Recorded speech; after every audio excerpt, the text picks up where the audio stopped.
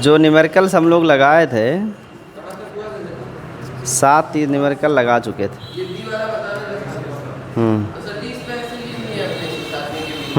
सही है। हाँ, वीडियो पूरा देखिए भाई, पूरा वीडियो देखिए अंत तक और लाइक करिए, सब्सक्राइब करिए। देखिए 7वें का जो बी है वो था स्पष्ट कीजिए कि दो क्षेत्र रेखाएं कभी एक दूसरे को परिच्छेद क्यों नहीं करती हैं। तो अगर दो वैद्युत बल रेखाएं एक दूसरे को परिच्छेद करेंगी तो प्रतिच्छेद बिंदु पर वैद्युत बल की दिशा एक साथ दो दो मिलेगी, जो कि संभव नहीं है। बल की दिशा सदैव एक होगी। दो दिशाएं एक साथ कभी हमें प्राप्त नहीं होनी चाहिए, और अगर परिच्छेद करेंगी तो दो दिशाएं मिलेंगी। इसीलिए जब गॉस ने इसे खींचा था तो उन्होंने ही बताया था कि रेखाएं परिच्छेद नहीं करनी चाहिए, नहीं तो दिशा में बदलाव हो जाएगा। तो इसका एक लाइन का प्रश्न है। अब 8वें प्रश्न को देखिए। 8वां प्रश्न इस एनसीईआरटी का है, पहले अध्याय का, वैद्युत क्षेत्र और आवेश से, कि दो बिंदु आवेश है। एक है क्यू ए जिसकी वैल्यू है 3 माइक्रोकूलाम, और एक दूसरा है क्यू बी जिसकी वैल्यू है -3 माइक्रोकूलाम, और दोनों एक दूसरे से 30 सेंटीमीटर की दूरी पर रखे हैं। 20 सेंटीमीटर की दूरी पर रखे गए हैं। निर्वात या वायु में है। तो अगर ये निर्वात या वायु की बात की जा रही है तो निर्वात या वायु के लिए परावैद्युतांक के का मान 1 हो जाएगा। फिर कहा गया है, पहला प्रश्न ए, दोनों आवेशों को मिलाने वाली रेखा ए बी के मध्य बिंदु ओ पर क्षेत्र की वैल्यू कितनी होगी। यानी एक बिंदु ए है और एक बिंदु बी है और दोनों का एक मध्य बिंदु है, मिड पॉइंट ओ। पूछा गया है इस ओ पर वैद्युत क्षेत्र की तीव्रता का मान क्या होगा। ये पहला प्रश्न है।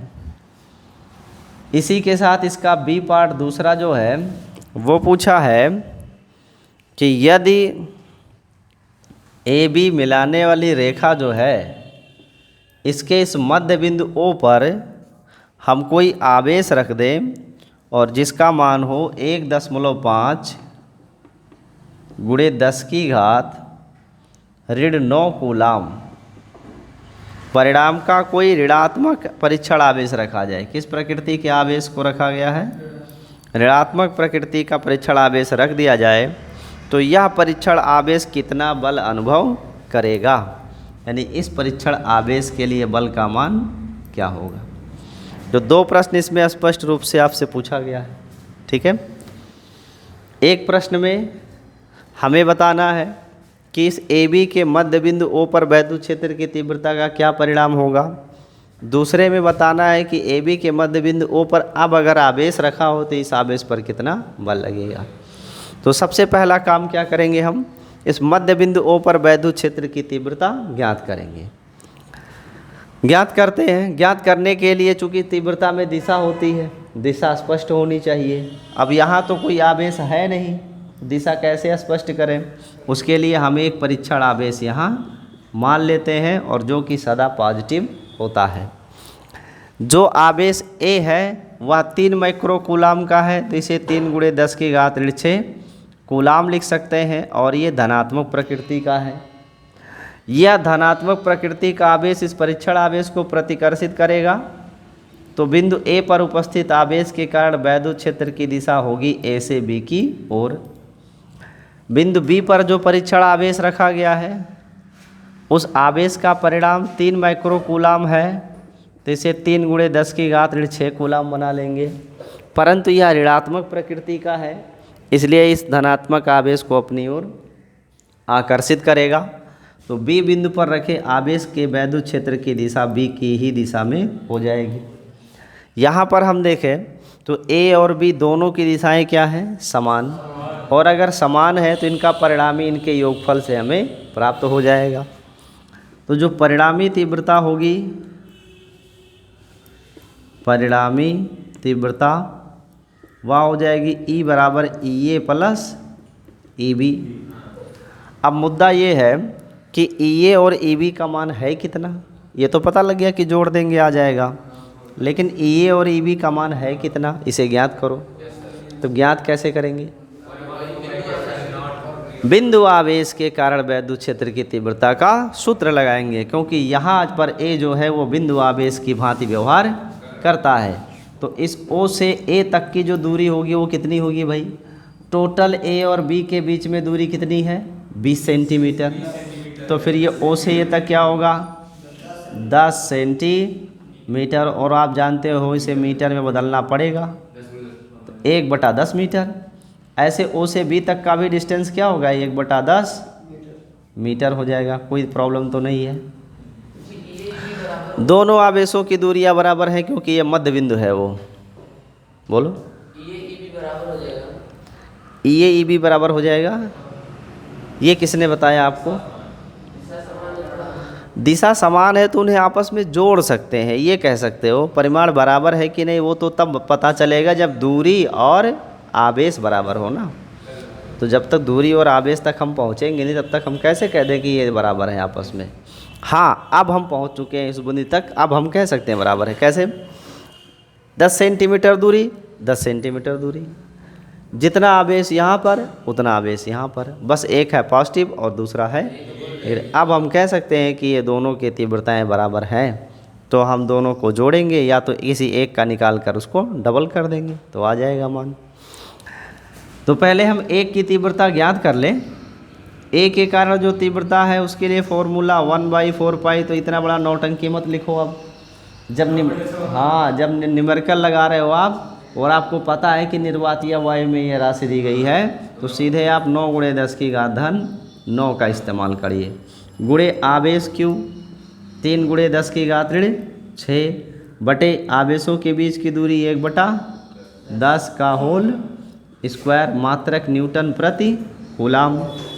तो ये जो इंटेंसिटी है ये ए की है, और चूंकि जो ए का आवेश है उतना ही परिमाण बी का भी है, उतनी ही दूरी बी की है, इसलिए दोनों के लिए तीव्रता का मान आपस में बराबर होगा। लेकिन दिशाएं भी क्या है? बराबर है, इसलिए इन्हें जोड़ के हम मान प्राप्त कर लेंगे। तो 9 × 10⁻9 × 3 × 10⁻6 और यहाँ से 100 आएगा। 100 का मतलब 10⁻2 अंश में लिख देंगे 10⁻+2 न्यूटन पर कूलाम। अब आप गुणा करोगे तो 9 × 3 = 27 और गुणे 10 की घात कितना बनेगा? 9 और ये 2 मिल के 11 हुआ। 11 में से 6 निकाल दिए तो 5 न्यूटन पर कूलाम। या हम कह सकते हैं 2.7 × 10⁻6 न्यूटन प्रति कूलाम। अभी ये हमें जो प्राप्त हुआ वो किसी एक के कारण है, पर दोनों बराबर है, तो परिणामी तीव्रता क्या होगी? परिणामी के लिए दोनों को आपस में जोड़ना होगा। तो यहाँ लिख देते हैं परिणामी तीव्रता E बराबर 2.7 × 10⁻6 प्लस 2.7 × 10⁻6, तो बराबर आ जाएगा ये कितना? 5.4 10⁻6 न्यूटन पर कूलाम। लेकिन इतना लिख देने से आंसर नहीं माना जाएगा। ये तो सिर्फ परिणामी आया ना, परिमाण आया है। दिशा क्या है? दिशा भी लिखना पड़ेगा। तो दिशा क्या है? ए से बी की ओर। तो आगे डायरेक्शन भी लिखना होगा, तब यहाँ वेक्टर लगाओगे फ्रॉम ए टू बी। ये आंसर हो गया। जानकारी स्पष्ट है? अब आगे जो क्वेश्चन कहा है वो आपसे देखो। अगला क्वेश्चन कहा है कि इस मध्य बिंदु O पर अगर कोई ऋण प्रकृति का एक आवेश रख दें तो यह आवेश कितना बल अनुभव करेगा। तो हमें इस मध्य बिंदु के लिए बल निकालना है ना, और हम जानते हैं बल F बराबर क्या होता है? Q × यही होता है। तो परिणामी तीव्रता कितनी है पहले वो ज्ञात करना चाहिए था, और वो हम ऑलरेडी यहाँ पर ज्ञात कर चुके हैं। अब केवल आवेश का और इस तीव्रता का गुणा कर देंगे तो हमको बल का मान प्राप्त हो जाएगा। जो Q का मान है 1.5 × 10⁻9 और गुणे ई का मान है 5.4 गुणे 10 की घात 6 और बल है तो मात्रक सिर्फ न्यूटन होगा।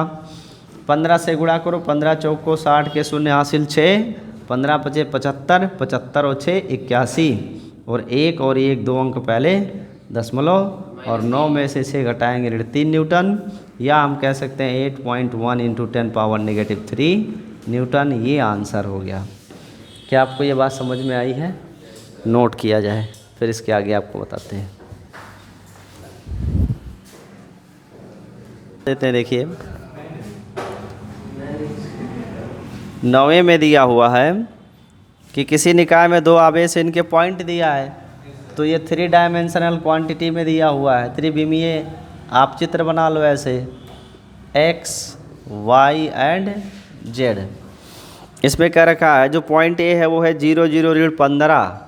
0 0 ऋण 15 का मतलब ये हुआ x डैश यहाँ कहीं पे मिलेगा, और सॉरी गलत वर्ड बना दिए, z को ऐसे बनाएंगे। 0 0 15 का मतलब x 0 y 0 और z है ऋण 15 सेंटीमीटर, यानी यहाँ पर पॉइंट ए है। फिर कह रहा है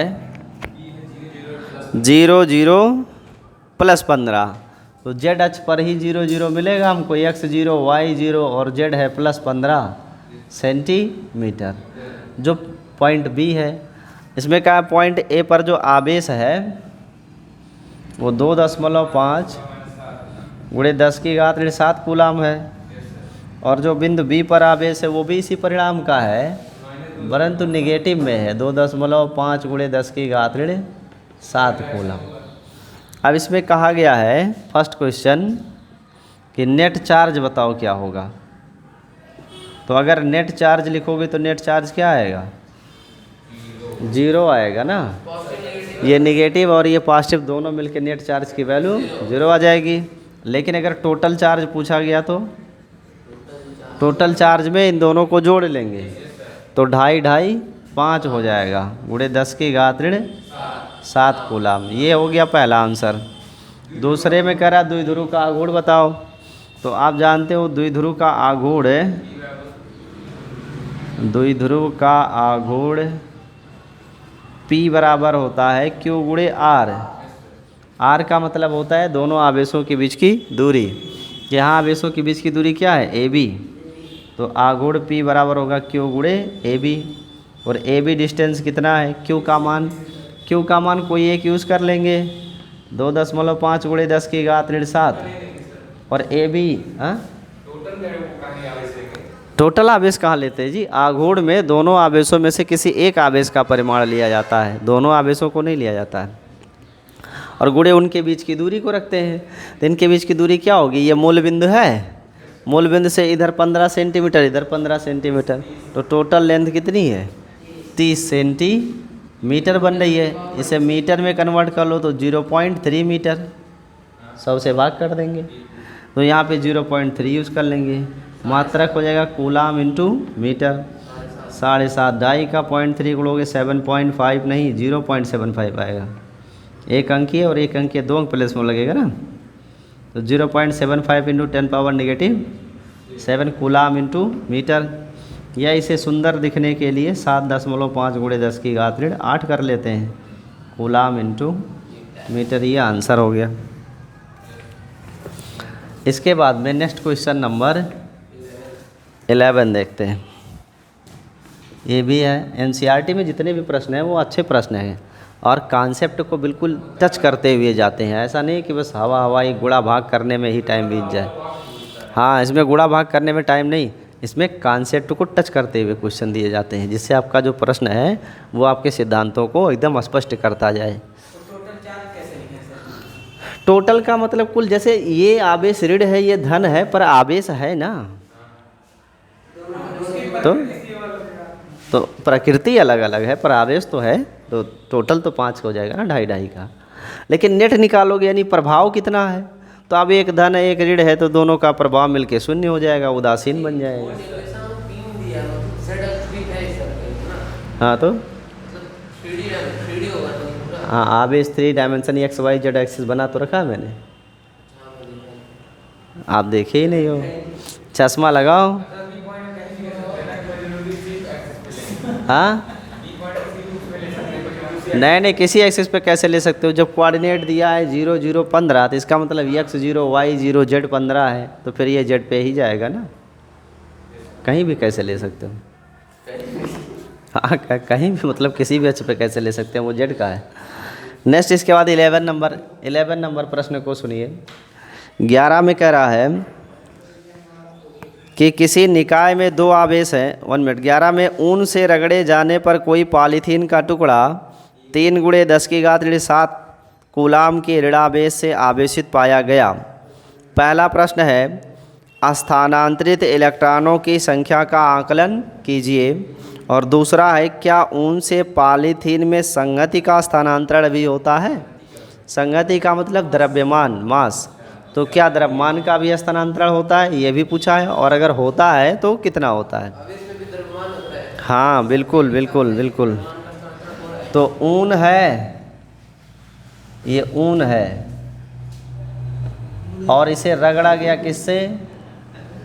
पॉलीथीन से। पन्नी, पॉलीथीन बनाना मुश्किल है। देखो हंसोगे तो नहीं बनेगा, ये पॉलीथीन है, ठीक है। और कह रहा है कि ऊन से रगड़ने पर पॉलीथीन का टुकड़ा इतना आवेश पा गया। जो पॉलीथीन के टुकड़े पर आवेश है वो 3 × 10⁻7 कूलाम का है। और कैसा? ऋण आवेश। अब इसमें 2 प्रश्न पूछा गया है। पहला पूछा है कितने इलेक्ट्रॉन स्थानांतरित होते हैं, पहला प्रश्न है। और दूसरा प्रश्न ये पूछा गया है कि जो इलेक्ट्रॉन स्थानांतरित हुए हैं क्या उनके साथ द्रव्यमान भी स्थानांतरित हुआ है? तो इन दोनों का हमें उत्तर देना है। अब पहले प्रश्न का उत्तर देते हैं, फिर दूसरा सिखाते हैं आपको। ऊन से रगड़ने पर पॉलीथीन ऋणावेशित हो गई, इसका मतलब ऊन क्या हुआ? धनावेशित हुआ ना। इसका मतलब है कि ऊन से इलेक्ट्रॉन निकले और वो पॉलीथीन में गए। कितने इलेक्ट्रॉन गए? माना कि n इलेक्ट्रॉन गए, तो यही n इलेक्ट्रॉनों ने मिलकर ही तो कुल आवेश n बनाया होगा। तो पूछा है इलेक्ट्रॉनों की संख्या क्या है, तो n = Q/E। और Q की वैल्यू कितनी है? 3 × 10⁻7 कूलाम। और एक इलेक्ट्रॉन का आवेश 1.6 × 10⁻19 कूलाम। तो n = 10 हटा के 0 बढ़ा देंगे, 30/16 × 10⁻19 का पॉजिटिव होगा तो 12 आ जाएगा। अब इसको आप डिवाइड कर लो, 16 × 16 या 4 से काट दो, 2 से काटो, 15/8 हो जाएगा। 8 × 1 = 8, 7 × 15 = 70, 8 हटाए 64, 6 70, 8 7 56, 8 5 40 × 10⁻12। इसका मतलब है कि ऊन से 1.875 × 10⁻12 इलेक्ट्रॉन निकले हैं और वो पॉलीथीन में चले गए हैं। अब जहाँ धन आवेश होगा वहाँ इलेक्ट्रॉन की क्या होगी भाई? कमी, क्योंकि इसी में से तो इलेक्ट्रॉन निकले हैं। और जहाँ इलेक्ट्रॉन गए वहाँ इलेक्ट्रॉनों की क्या होगी? अधिकता होगी। तो जहाँ ऋण आवेश होता है वहाँ इलेक्ट्रॉन की अधिकता, और जहाँ धन आवेश होगा वहाँ ऋण आवेश की कमी पाई जाएगी, क्योंकि वहाँ से इलेक्ट्रॉन ट्रांसफर आएंगे। तो पहले प्रश्न का उत्तर तो हो गया, कितना इलेक्ट्रॉन गया।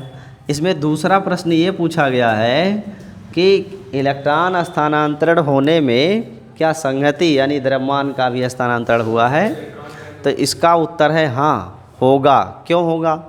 क्योंकि आवेश की जो परिभाषा है वो परिभाषा ही यही है कि आवेश द्रव्यमान का ही एक गुण होता है। आवेश कभी द्रव्यमानहीन नहीं हो सकता। जहाँ आवेश ट्रांसफ़र हो रहा है वो द्रव्यमान के साथ ही ट्रांसफ़र होगा, बिना द्रव्यमान के आवेश का कोई अस्तित्व नहीं है। अब मुद्दा ये है कि कितना द्रव्यमान स्थानांतरित हुआ। तो हम जानते हैं कि एक इलेक्ट्रॉन का जो द्रव्यमान होता है वो 9.127 × 10⁻31 किलोग्राम होता है, एक इलेक्ट्रॉन का द्रव्यमान।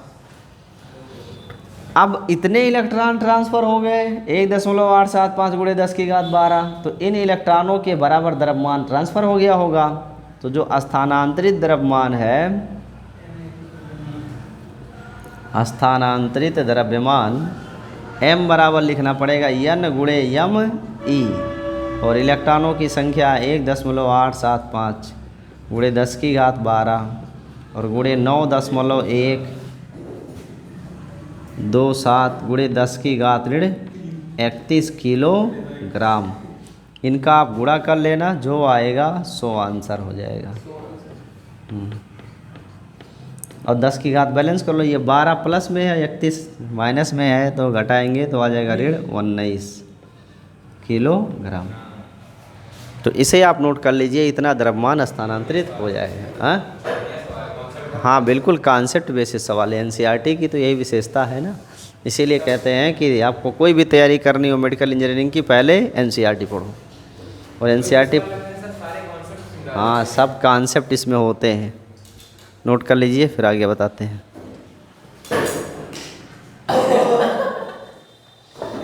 12 नंबर जो प्रश्न है इसमें करा, दो विद्युत रोधी आवेशित तांबे के गोले ए और बी के केंद्रों के बीच की दूरी 50 सेंटीमीटर है। तो दो तांबे के गोले हैं और इनके केंद्रों के बीच की दूरी 50 सेंटीमीटर दी गई है। इन गोलों पर आवेश दिया है, कह रहा अलग अलग आवेश, पहले गोले ए पर जो आवेश है वो 6.5 गुणे 10 की घात 7 कूलाम का है, और दूसरे वाले गोले पर भी उतना ही आवेश है।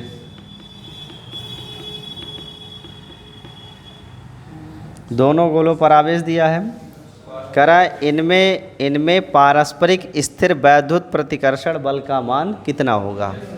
तो पहला प्रश्न है कि इनके बीच में जो रिपल्सन फोर्स लग रहा है, प्रतिकर्षण बल, वो कितना लग रहा है, फोर्स ऑफ रिपल्सन। साथ में दूसरा प्रश्न इसी में जोड़ दिया है कि अगर गोलों के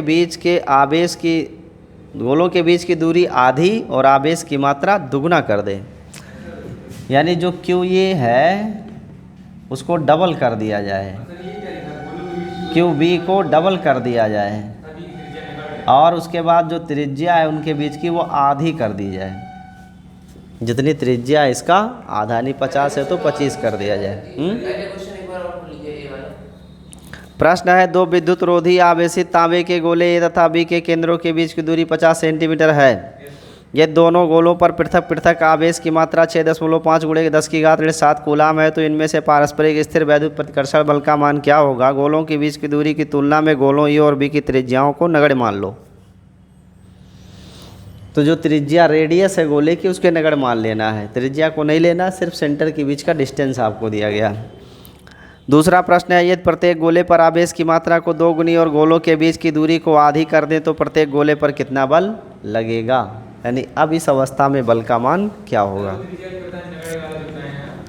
त्रिज्या नगण्य होने का मतलब है ना, जैसे एक गोला ये है, एक गोला ये है, अब इन गोलों में यहाँ तक इसकी त्रिज्या है कि नहीं है ना, तो फिर तो केंद्रों के बीच की दूरी अगर 50 सेंटीमीटर तो उसमें त्रिज्या भी तो आ गई। लेकिन प्रश्न करा गोला इतना छोटा है, इतना छोटा है कि त्रिज्या की उपेक्षा की जा सकती है इस दूरी के लिए।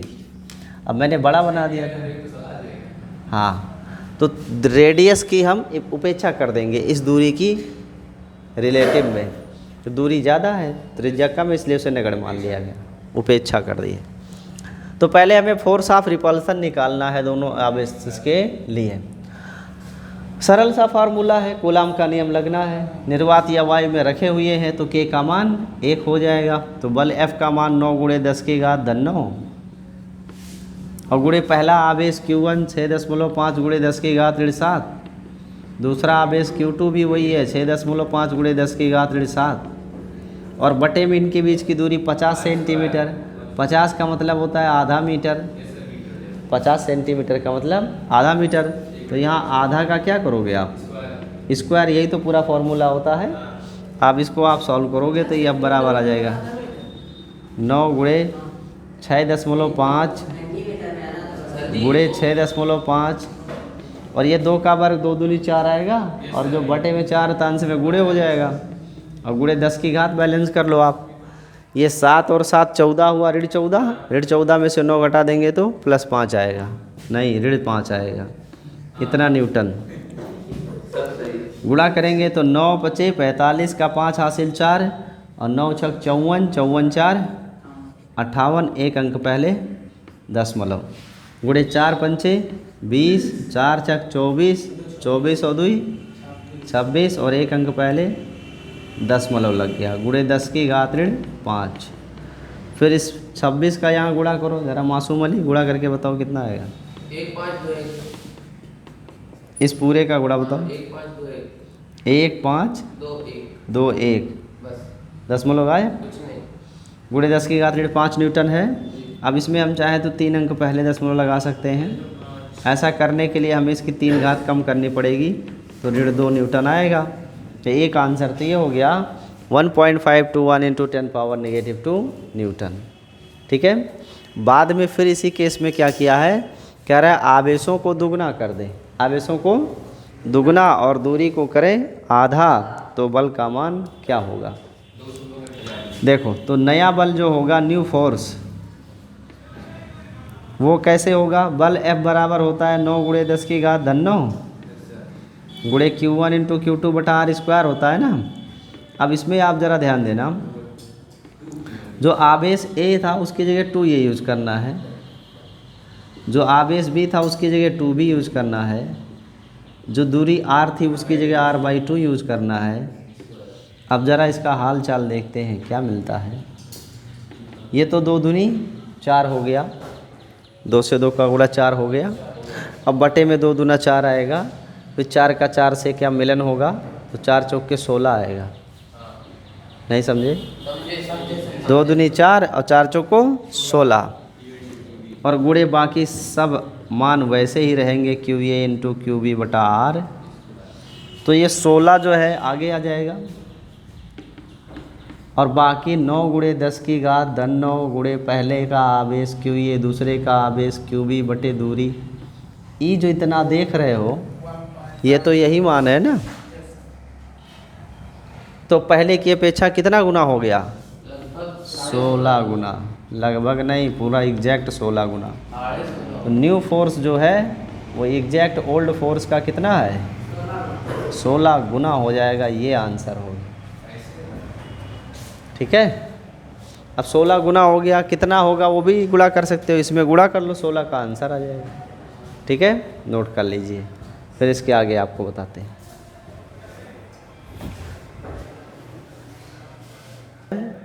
बाकी 2 गोले आवेशित हैं। ठीक है, जो पहला गोला है इस पर आवेश दिया गया है, इस पर आवेश 6.5 गुणे 10 की घात ऋण 7 कूलाम का है, और जो बी वाला गोला है इस पर भी आवेश 6.75 गुणे 10 की घात ऋण 7 कूलाम का है।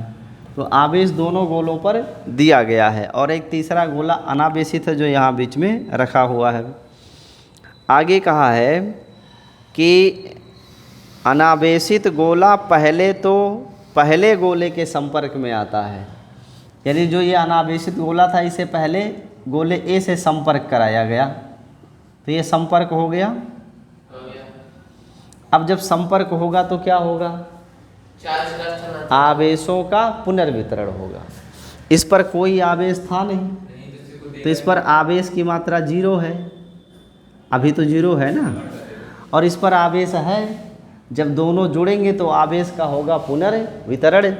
जब पुनर्वितरण होगा तो नया आवेश कितना आएगा, ए का आवेश प्लस सी का आवेश बटा 2। तो ए का आवेश 6.5 गुणे 10 की घात ऋण 7 और प्लस सी का आवेश 0/2। 2 से भाग करेंगे 2 तियाँ 6, 1 7 15, 2 सते 14, 1 15, 2 पंचे 10। तो इसका मतलब ये हुआ कि अब जब ये गोला अनावेशित वाला ए से टच किया गया तो अब दोनों गोलों पर आवेश कितना बचेगा, 3.75। यानी अब यही आवेश गोले ए पर भी होगा और यही आवेश गोले सी पर भी होगा, दोनों पर आवेश होगा। ठीक है, यहाँ तक कोई डाउट नहीं है। फिर से बता दें, देखो एक गोला ऐसा सी था जिसमें आवेश नहीं था, और एक गोला ये इस पर आवेश है। कह रहा है इस जिस पर आवेश नहीं है इस गोले को इस गोले के साथ टच करा दिया गया, तो जब ये दोनों गोले से टच होंगे तो आवेश इसमें से ट्रांसफ़र हो जाएगा ना, गोले ए से सी में। तो ए से आवेश सी में जाएगा, क्योंकि जहाँ आवेश नहीं है वहाँ जाएगा। तो जो आवेश जाएगा तो कितना आवेश चला जाएगा, वही तो हमें पता करना है। तो जब तक दोनों पर आवेश का लेवल बराबर नहीं हो जाएगा तब तक ये आवेश स्थानांतरित होता रहेगा। कितना आवेश स्थानांतरित होगा वो वैल्यू मैंने यहाँ से निकाल लिया। तो अब पहले गोले पर भी, गोले ए पर भी 3.75 गुणे 10 की घात ऋण 7 कूलाम का आवेश बचेगा, और गोले सी पर भी अब 3.75 गुणे 10 की घात ऋण 7 कूलाम आवेश हो जाएगा टच करने के बाद। अब आगे क्या कहा है, फिर कहा है तत्पश्चात दूसरे गोले के संपर्क में लाकर, तत्पश्चात दूसरे गोले के संपर्क में लाकर, यानी अब ये जो गोला ये से टच होके अलग हुआ सी, इसे फिर किससे टच कराना है, बी वाले से टच कराना है, यहाँ संपर्क कराएंगे। अब बी गोले से टच कराना है, बात नहीं करो मेरी बात सुनो। आप कुछ लिखो नहीं, बोलो नहीं, सिर्फ ध्यान से सुनो। पहले तो गोले ए से टच कराया, आवेश का पुनर्वितरण हो गया, दोनों पर आवेश हमें प्राप्त हो गया, यहाँ तक स्पष्ट है। फिर कह रहा है कि जो सी गोला है अब इसको ले जाके बी गोले से टच कराते हैं। तो अब जब बी गोले से टच कराएंगे तो फिर बी और सी के बीच में आवेश वितरण होगा। भाई बी पर आवेश ज़्यादा है, सी पर आवेश कम है, तो अब फिर आवेश वितरण होगा, और तब तक होगा जब तक दोनों पर आवेश बराबर ना हो जाए, विभवतल बराबर होने चाहिए। तो अब इस संपर्क से फिर नई परिस्थिति जन्म लेने वाली है। फिर से यहाँ पर पुनर्वितरण होगा, आवेश का पुनर्वितरण होगा, तो बी का आवेश प्लस सी का आवेश बटा 2। तो बी का आवेश क्या है, 6.5 गुणे 10 की घात ऋण 7, प्लस सी का आवेश कितना है 3.75 गुणे 10 की घात ऋण 7, और इन दोनों को जोड़ के हाफ कर देंगे तो आ जाएगा 5 और 7 5 12 का 2, चुप रहो, 5 और 7 3 7 5 12 के 2 और 6 3 9 1 10 10.25 गुणे 10 की घात ऋण 7 बटा 2, इतना कूलाम होगा। अब दोनों को भाग कर लेंगे 2 से, 2 पंचे 10, 2 1 कम 2, 2 दूनी 4, 2 पंचे 10 गुणे 10 की घात ऋण 7 कूलाम। अब ये जो आवेश आया है पुनर्वितरण से, ये किस, हाँ बोलो, ये क्या आएगा, 2 3 6 1 2 दूनी 4, अच्छा सॉरी, 2 3 6 और 2 दूनी 4 1 5 2 पंचे 10, अब सही है, 3.25 आएगा। Blunder mistake, sorry for that भाई, क्योंकि हमें अंग्रेजी नहीं आती। अब इसको जोड़ेंगे तो ये 5 आएगा और 7 आ जाएगा, 10.75। फिर 2 से इसको डिवाइड कर देंगे, 2 पंचे 10, 2 3 6 1 7 15, 2 से 14 1 15, 2 पंचे 10, 5.375 इंटू 10⁻⁻7 कूलाम आया। अब ये आवेश किस पर होगा, अब ये आवेश होगा गोले बी पर और यही आवेश होगा गोले सी पर। तो अब यहाँ गोला बी 5.375 गुणे 10 की घात ऋण 7 कूलाम वाला हो जाएगा, और ये भी गोला 5.375 गुणे 10 की घात ऋण 7 कूलाम वाला हो जाएगा। जानकारी स्पष्ट है। अब आगे क्या पूछा है प्रश्न में वो देखते हैं।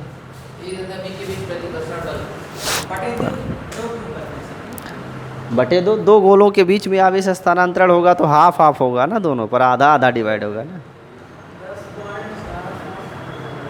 हाँ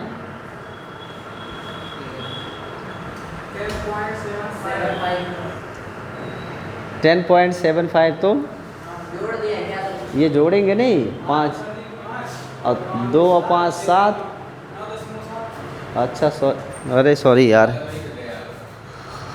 अरे सॉरी बड़ा मिस्टेक हो रहा है यार, मेरा वीडियो बर्बाद हो गया। इसको डिवाइड करेंगे, 2 चौक को 8, 4 आएगा और 1 16, 2 8 16, 1 17, 15, 2 7 14, 1 15, 2 5 10, 4.875 आएगा, 4.875। पहले बताना चाहिए ना आप लोगों को, आप लोग गलत करा देते हो। ये आपकी गलती है, बीच बीच में डिस्टर्ब कराते हो। अब मासूम ने गलत बताया है इसीलिए गलत हुआ है, ठीक है। ये जो है आप गुड़ा गलत बताए हो इसीलिए गलत आया, सही बताओ तो सही आता। ये हो गया बी और सी दोनों गोले पर आवेश की मात्रा। अब आगे कहा जा रहा है कि अब ए अंत में दोनों ही हटा लिए जाते हैं। अंत में ए और बी के बीच में नया प्रतिकर्षण बल क्या होगा? किसके किसके बीच में? ए और बी के बीच में। यानी अब हमें ए और बी के बीच में प्रतिकर्षण निकालना है। तो अब ये गोला ए और ये गोला बी इतना संपर्क करा दिए कि का शादी ब्याह होने के बाद परिणाम में आवेश क्या बचा है यहाँ? 3.25 गुणे 10 की घात 7 और बी पर कितना बच रहा है? 4.875 गुणे 10 की घात 7 कूलाम। अब इनके बीच की दूरी कितनी है?